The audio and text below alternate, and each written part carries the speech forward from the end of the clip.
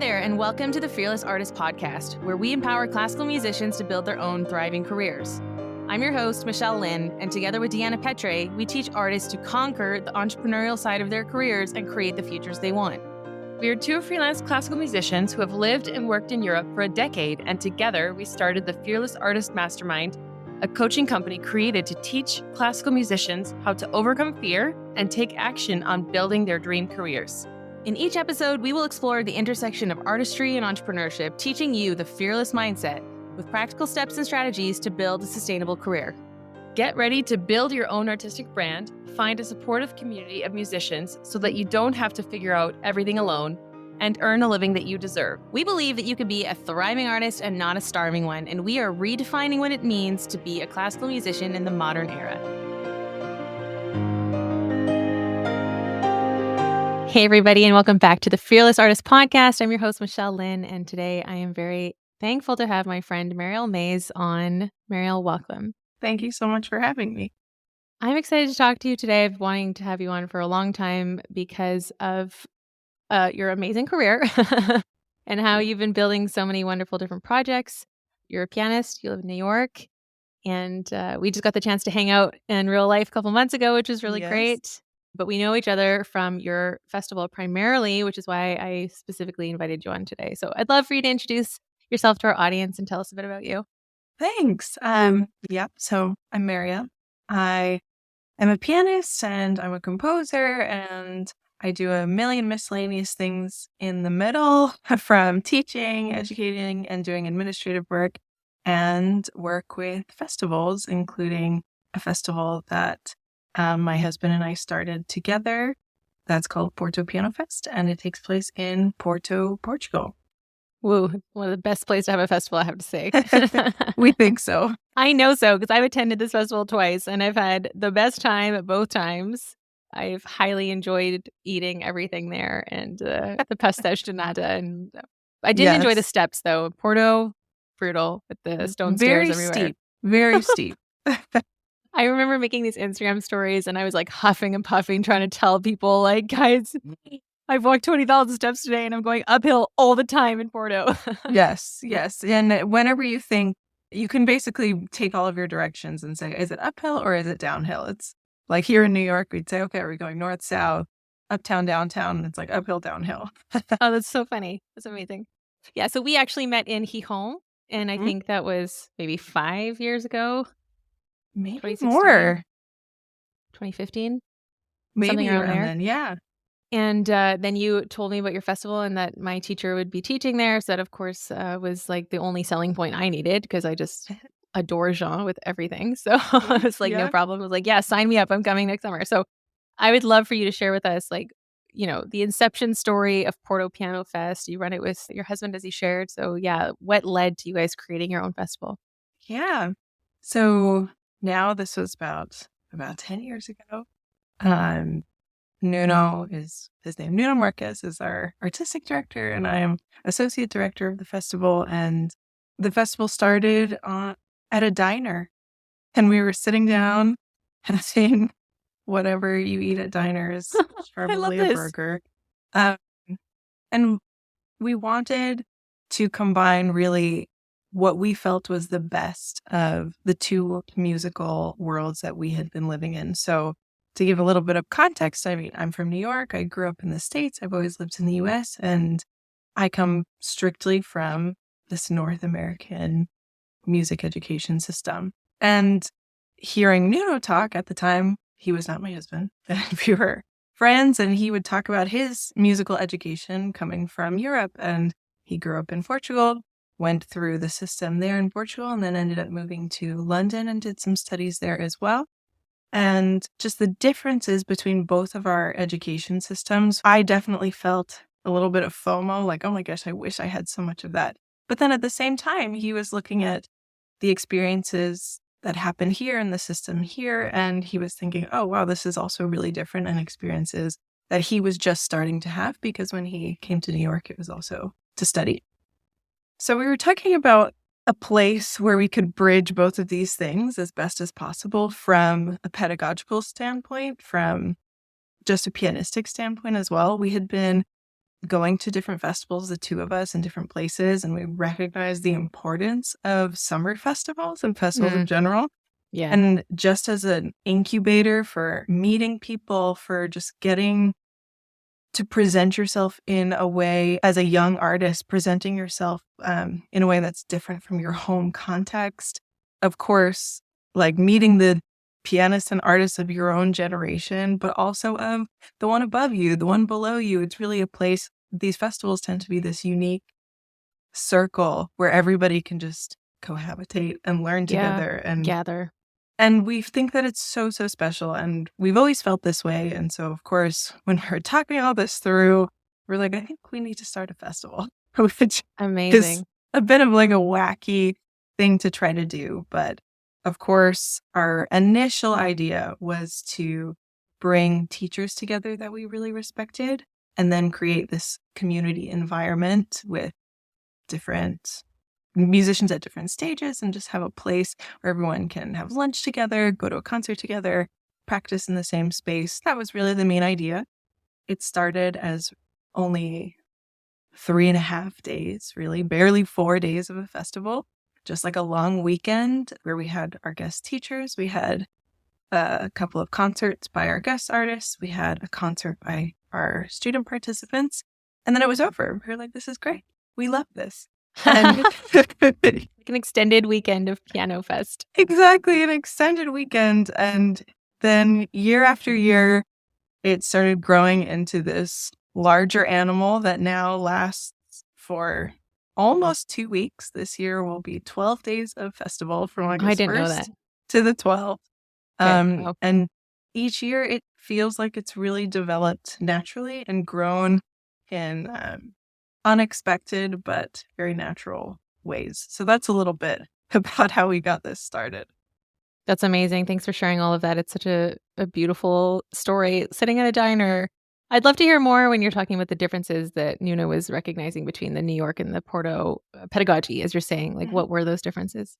Well, first was the difference just in systems, like a public system versus a private system was really the main difference. So for better, for worse, my experience being just within a private music education system where you have to pay for all your lessons out of pocket, you have to kind of find your own place and opportunity. That's where I had come from. But because of that, I wasn't locked into any sort of system, let's say, right? So I had my piano lessons growing up and I loved them, but I never thought like, oh, this is going to lead somewhere else until much, much later. I didn't think of it as a career place. It tends, at least I can speak within the US, there's a big push for music education, which is great, but music education not to necessarily become a musician, for ways to help you get into, for example, higher education, into colleges, a way to make yourself stand out on applications for other things, which is not a bad thing. It's a great thing because people recognize the critical thinking skills that you develop learning music, critical thinking skills, and so this extracurricular feeling of music. And so because of that, I was a little bit all over the place as a pianist growing up. I wouldn't have even said, oh, I'm a pianist. I would have just said like, oh, I'm a kid and I play the piano. But it opened a lot of other doors because I wasn't locked into a particular school. I just had a private teacher. I was taking lessons. I was taking jazz lessons. I was taking improvisation lessons because I liked it. I was accompanying choirs from a very, very young age because my parents recognized like, oh, you should play outside of your lessons. You should do something. I was playing in a lot of church contexts. So everything from a young age, I felt like I was just building myself. I didn't have other peers or other students around me that were doing the same thing because I wasn't part of a music school. But because of that, I missed out on a lot of things that happened within the system, for example, that Nuno grew up in, where he had weekly ear training, theory, chamber music. He had a group of colleagues that he grew up with in his music education, which is a beautiful thing. And it's something I really wish I had, even just the discipline of practicing in a certain way where you have people around you that are all practicing together. You're in your conservatory, whatever day. Yeah, of the week European might be there. conservatory style. Yeah. So I think that answers your question, just a bit about the differences. And it's not to say that one was necessarily better than the other, because we grow up the way that we grow up. But it was just interesting to recognize those differences. And even now, looking back, I used to be so jealous. Like, I really wish I had that sort of ear training skills. I really wish I was more disciplined when I was younger. I wish I had this or that in more of a strict conservatory setting, but that wasn't the case. And now that time has passed and I can look back, I can say, okay, I am still also a product of the flexibility that I had. And the influences that were a little bit more open have certainly come into play in my life now, especially with teaching and especially with this festival and with writing my own music too. Yeah, composing too, I was going to say. Yeah. So how is Porto Piano Fest combining these two? I didn't know this, by the way. This is like so interesting to me. Yeah, the first is with the teachers that we bring. So we have teachers that are from Europe, but perhaps teach in the States. We have teachers from Canada. We have teachers that are that studied in the UK but are now in Europe. So we feel like the mixture of our artist faculty brings all that together. Yeah. And in terms of atmosphere, that's also what we try to bring together. We all consider ourselves very serious musicians.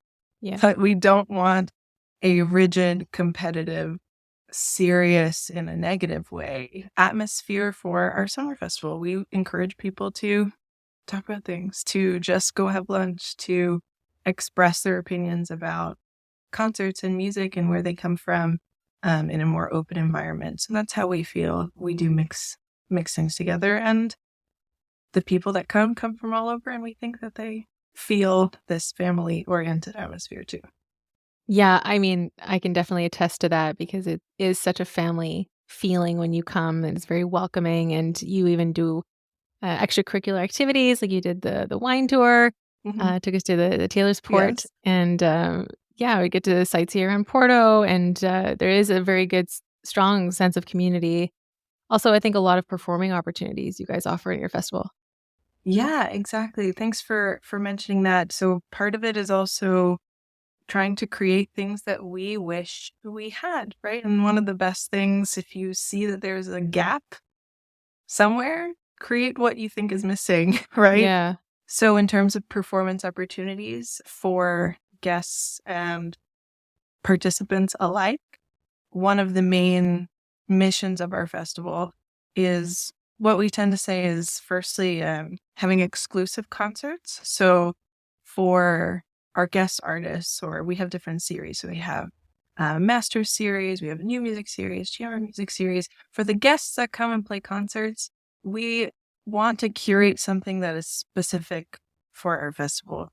We're less interested in an artist that's been touring the same program 100 times around, and then we're one more notch on their tour. We want the artists that come to have an opportunity to maybe revamp what they normally do, or to have the opportunity to present something different. Or if you're very known for playing Bach, but you want to play Debussy in this concert, this is the place to do it. Our festival is the place to do it. It gives also not the highest named artists that feeling that you have to be in the 1% top artists in the world to perform at our festival. We're trying to give opportunities to artists that come from all over, that are amazing, that are great, who have artistic integrity, but they might not be a household name, and that is great with us. Yeah. And secondly, on the participant side, giving opportunities for performances. So we do have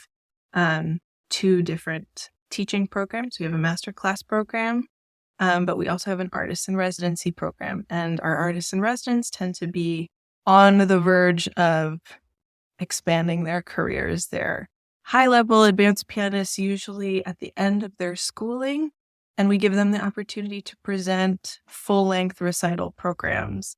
So it's about 45 minutes of music of a program, which is rare for a festival where sometimes you only get to play one piece in a group recital. Yeah. For our artists in residence, we have a select group and they propose programs for our festival, and we give them the opportunity to make their debuts in Porto, sometimes their debut in Europe with our festival, presenting works that put together specifically for a solo recital program.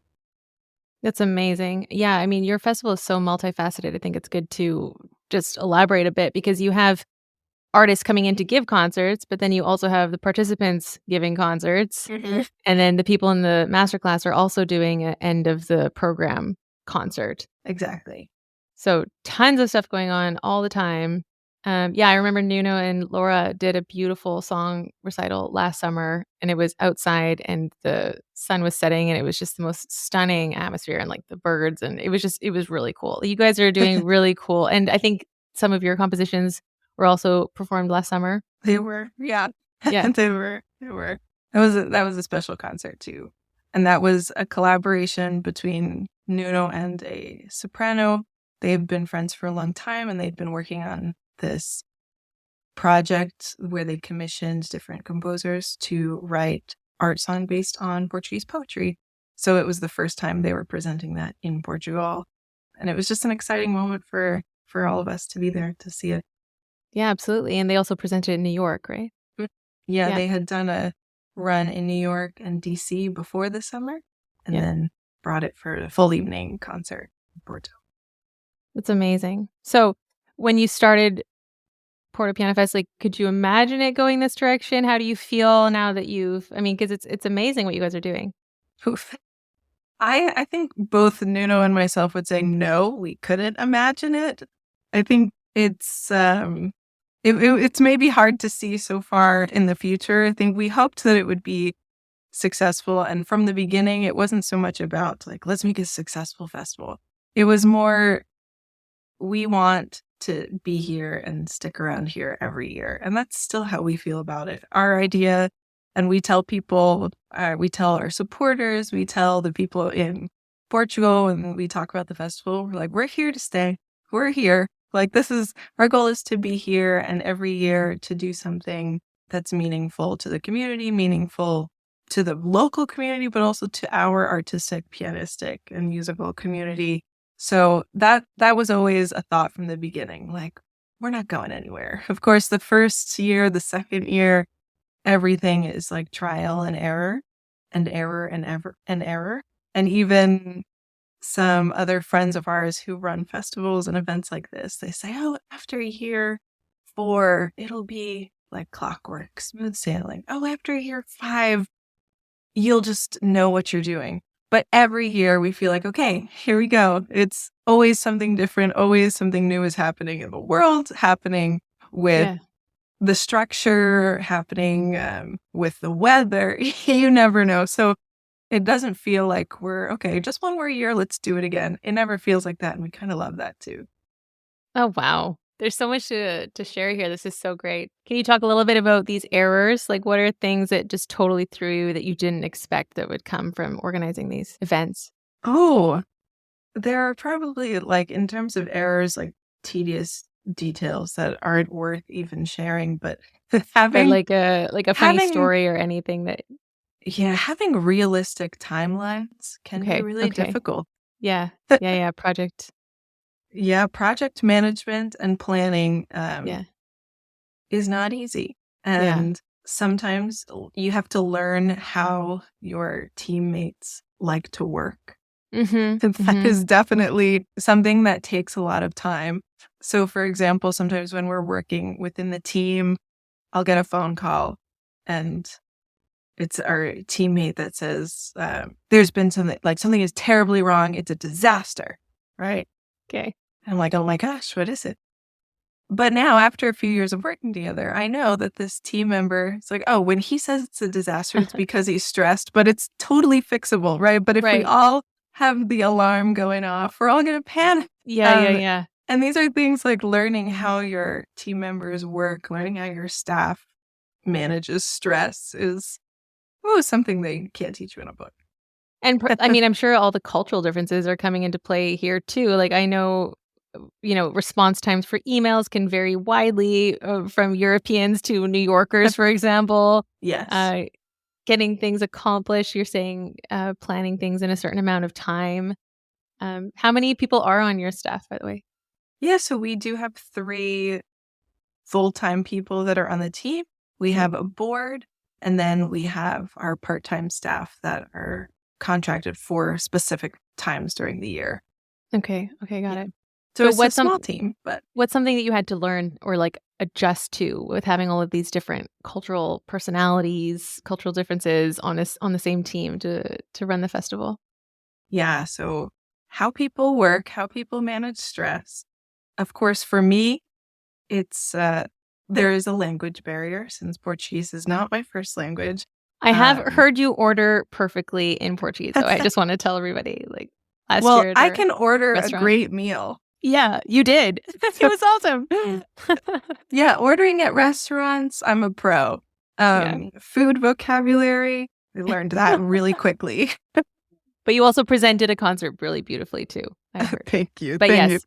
With the language barrier, of course, at times I'm translating directly. I'm translating exactly how people are speaking to me word for word.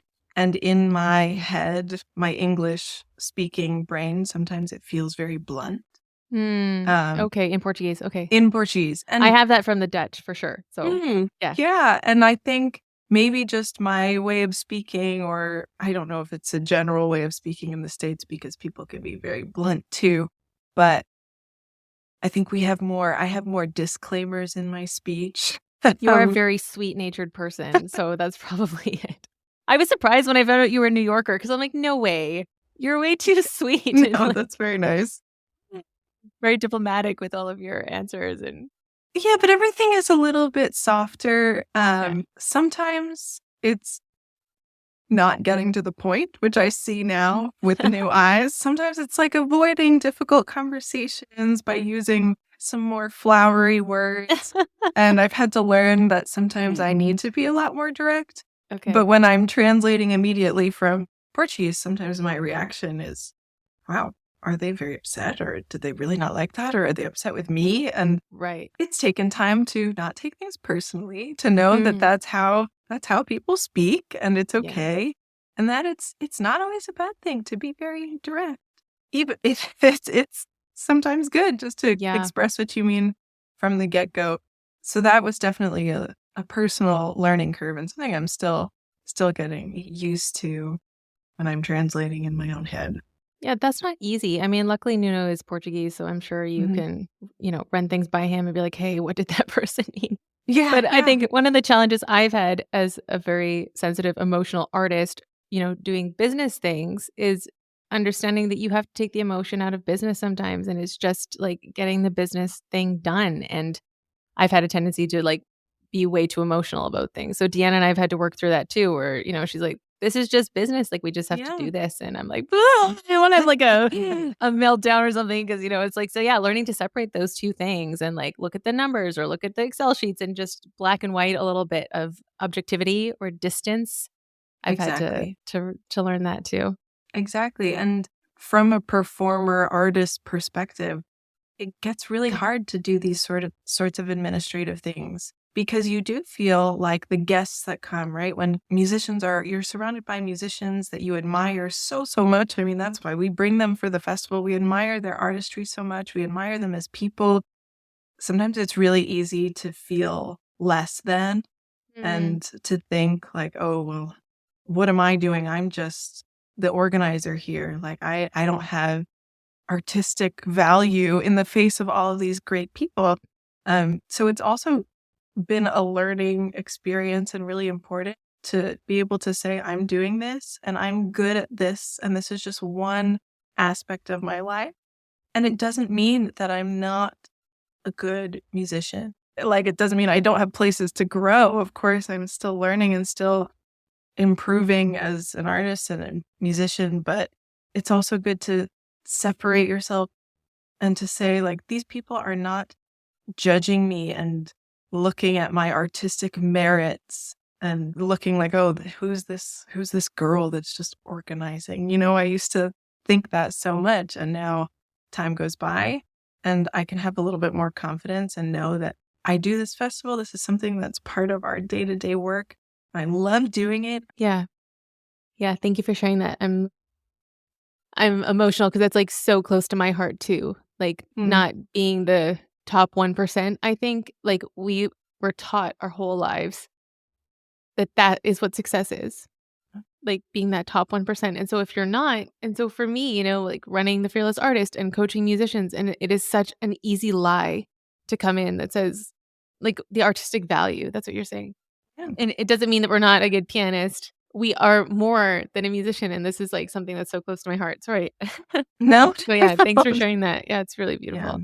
It was just as a small wake-up call for me, because one of my teachers and mentors comes to the festival, and I admire this person so dearly that sometimes I think, oh, they're not going to like me or respect me as a person because I'm not playing as well as I should. And we also have to know that for our own teachers and mentors and people that we admire artistically, yeah, they're going to acknowledge the places where we need to improve musically. That's what they're good at, and that is their It's job. their job. That's their job. Yeah. And I can't think that doesn't mean that they don't like me as a person. And so, or that they're judging you for being less than exactly what you said should be, could be. Exactly. Yeah, I think that's very, very profound. And also because they wouldn't be able to be shining on stage, teaching all of these students if nobody was organizing the festival. So the That gift too. of administration, I mean, you could argue like these are equally important and necessary gifts. Like without the capacity for them to be promoted or out there or meeting people or building the network in the community or the festival, all of the structures that you put into place, the financing. I mean, I don't want to think about how you guys have to fundraise and pull off all of the money of the side of the festival. Without all of that, all of these incredible artists don't get the chance to be on the stage. So, Right. I mean, I think probably if you ask them, there's an equal amount of respect and gratitude. But because of how we were brought up with this really high standard and perfectionism and what success means and, being the number one, I think sometimes that can get twisted. Yeah, for sure. For sure. So when a musician would have an idea like, I want to start a festival, is there something that you would suggest to them to start thinking of in advance, something that maybe you wish you had known sooner, or a small piece of advice for them? Yes. Talk to people. Tell people your ideas. I think we get very afraid that, oh, I have this good thing and someone's going to steal it, or somebody's going to judge me for it, or it's something I don't know how to do. And the best way to conquer that is actually to talk to people about it. Talking to our colleagues, other pianists, other musicians, our teachers, our mentors has been the biggest gift, because sometimes they say the smallest thing that you would have never thought about. And that's what really gets things started. And that's also where people will surprise you and help you. And that's what we need. These sorts of endeavors, especially something like a festival, a concert series, even just presenting a concert for yourself, it's really hard to do alone. Of course, our festival started because Nuno and I were talking about it. And then we approached, a professor about it. And then it spiraled from there. Even one of our core team members, in our very first year, he was just a freelance photographer, but he was starting out and trying his hand at freelance photography. And we said, okay, well, why don't you try it here? We don't know what we're doing. You kind of know what you're doing. Let's just all do it together. Let's all just be confused and lost together. And it turned into something amazing, where now he doesn't just take photos. He's really our producer, person on the ground, because he lives full-time in Portugal, is really the third arm of the festival that we could not do anything without.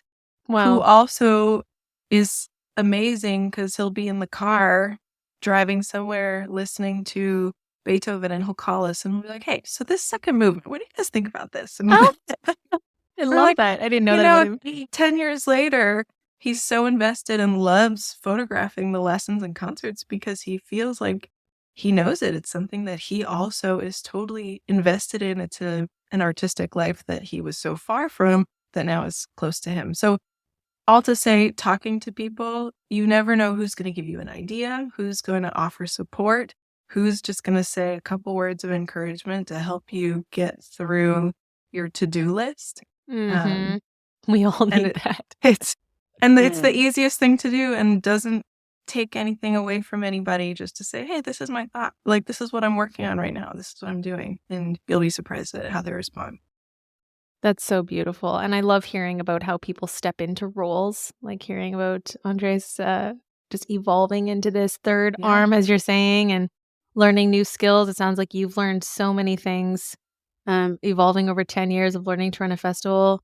I think sometimes we don't realize how much we've evolved or had to learn because it's on the go. Like you said, we're just figuring it out as we go, but we do figure it out. And that's also the really fun thing. I mean, I had Deanna on the podcast last week because we just had 5 years of TFA. Yeah, well, and I said, thank you. We're actually really proud. We did nothing to celebrate, but we're really proud. I said, like, what's changed for us? And she said, we got smarter. And I thought that was just such a funny answer because I'm like, I think that's true. Yeah. And it sounds like you've grown so much with communication and organization and handling conflict on teams and cultural differences and articulating yourself and sharing ideas. And then, I know you guys do a ton of brand sponsorships. Last year, I got to ride around in this really nice car with like Porto Piano Fest branded across it. Like, it's so awesome. And I also wanted to touch on how you guys have so many local relationships that you've really invested in and built, like the museum, for example, where you guys host concerts for the participants. We're very, very fortunate to have the support of the city of Porto.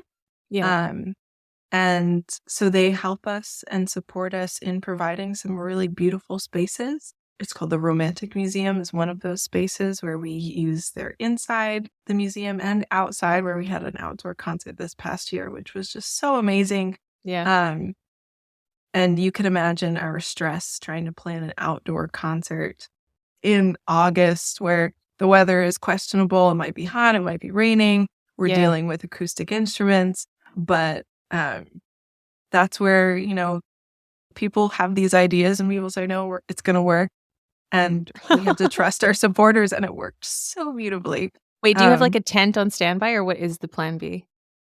Yes, we do have a tent for sun all the time during the day while it's being tuned. And then if we needed to move indoors, instead of 400 people, it probably would have just been 80. But that was the plan. Got it. Yeah, so there's always an indoor backup, even though it's much more contained. Yeah, and so Nuno is our local Portuguese, of course, even though I feel like it really is my second home. But we love being in Porto. We love the city. We love the people there. We love seeing it change year after year. And part of what we want to do is bring beautiful experiences, bring music, bring people together through music and wine, but it's primarily music. Bring people together through these events in this city that we all just love so much because we see the potential in the resources that already exist within the city and we want to utilize what's already there. So that's our idea and being part of the community as the community evolves too. That's really beautiful. I love how you've just articulated this so nicely. I didn't actually know the vision behind the festival, and I've come twice already, so it's so nice to hear you explain it so beautifully. What's one moment that you look back on over the last 10 years, and you're like, oh, I'm so proud of that? Like, I just standout moment to you. I really think it was that outdoor concert this past year.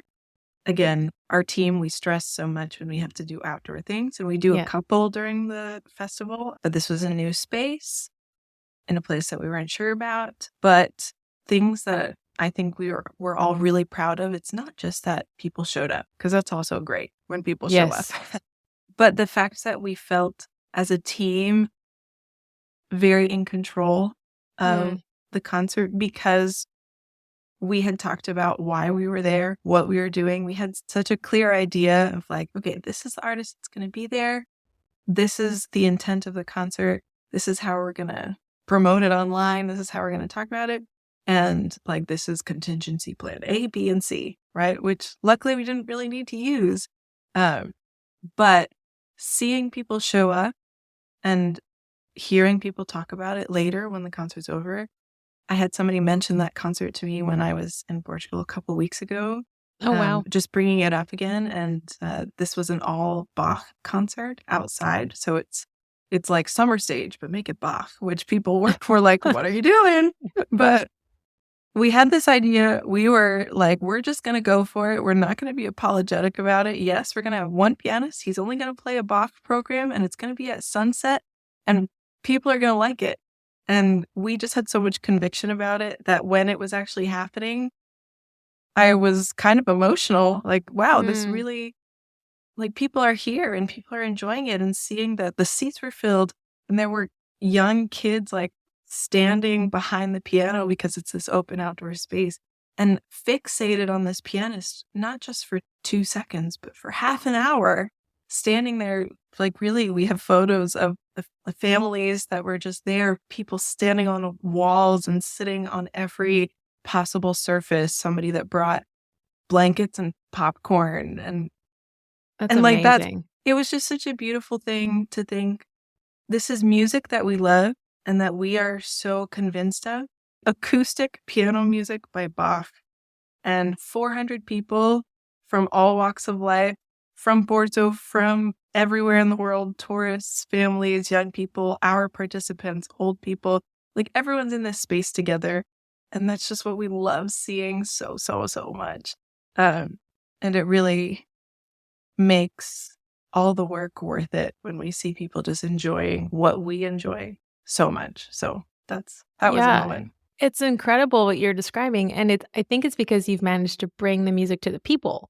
And I think one of the biggest mistakes at the classical music industry is that we expect people to come to us. And it's like, we have the high elevated art and you need to understand it and appreciate it and come into our concert halls. And a lot of people are intimidated to come into those settings. And you brought it to the people. Like, you bring it outdoors.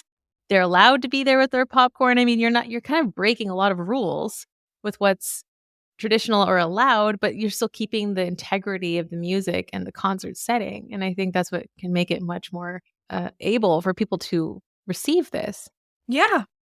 And as I mentioned, our team and our full-time team, but also our staff members, our part-time team, we're all different kinds of people.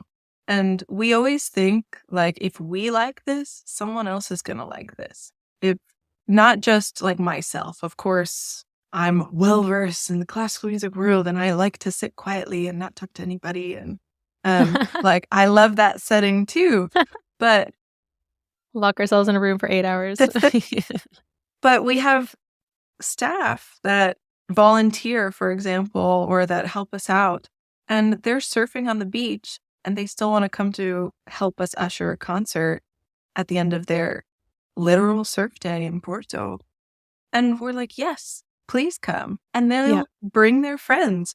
And even if they don't like it, they talk about it. It's something for people to talk about, something for people to think about. And even if they're like, whoa, I have no idea what just happened, but that was kind of interesting. I sat outside and there was this guy and he was doing his thing. And that's how they'll talk about the piano music. And someone else's reaction would be like, oh no, what do you mean doing his thing? What do you mean just piano? Like, this was the magnificent composer X, you know? But we like getting that sort of feedback. We love that internally we feel like our staff and our team are going to invite their friends. That's what we want. Like, that's kind of our first testing point for us when we think about programming and we think about the events and why we do some certain things that we do. That's beautiful. Yeah, you guys have created such a beautiful experience and festival. And I've just loved hearing you share more in depth about all of the aspects and everything that goes into it. I mean, I think we touched on 10% of what goes into it. So congratulations to you for all of your hard work and what you guys are doing every year. This year it's August 1st through the 12th. And how can people apply? How can they find you, follow you? Yes, portopianofest.com. We still have our applications open for our masterclass program and for our auditor program if you want to come and watch lessons and concerts but without playing, or if you want to take lessons with our fantastic artist faculty and guest artists. PortoPianoFest.com is a place to do it, or on all social media platforms /Porto Piano Fest. Amazing. So, Mariel, at the end of every episode, we ask for an action point. What's something that someone could do who's listening to this after this hugely inspiring? The first time I've ever teared up on the podcast, by the way. I've been doing this really, I've never cried before. So this is like deep. I'm very, very privileged to have you. What's something that someone can do after listening to this episode? First, as I was saying, talk to people about your dreams and ideas. Just one person. Tell them what you are thinking. And another thing is to know that everyone is a multifaceted person. So even if you think you are this, doesn't mean you don't have potential to do other things and to explore other areas that you could be great at. That's beautiful. Thank you so much. Thanks for what you shared. Thank you and for for everybody having me. listening, make sure you go follow Porto Piano Fest. And Mariel, it's been a real pleasure. Thank you for your time. Thank you, Michelle. This is great. And everybody listening, be fearless.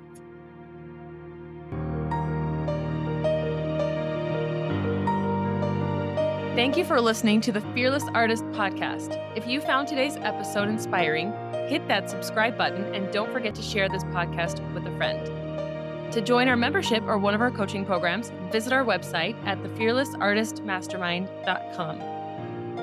This episode was produced by Pokey Huang at PH Media Studios in New York City. We're Deanna and Michelle, encouraging you to create your own opportunities and to go after what you want. You have what it takes to build the career of your dreams. Until next time, be fearless.